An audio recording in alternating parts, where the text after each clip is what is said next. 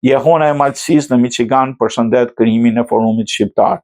Shoqata e Jehona e Malësisë në Michigan ka përshëndetur dhe uruar bashkimin e Alternativës Shqiptare, Lidhjes Demokratike Shqiptare dhe Unionit Nacional Shqiptar në një subjekt të përbashkët politik të quajtur Forumi Shqiptar. Në një deklaratë publike, kryetari i shoqatës Zev Berisha e vlerësoi këtë hap si një zhvillim të rëndësishëm politik dhe kombëtar për shqiptarët në Malë të Zi, duke theksuar se uniteti politik është faktor kyç për forcimin e përfaqësimin dhe mbrojtjen e interesave të komunitetit shqiptar.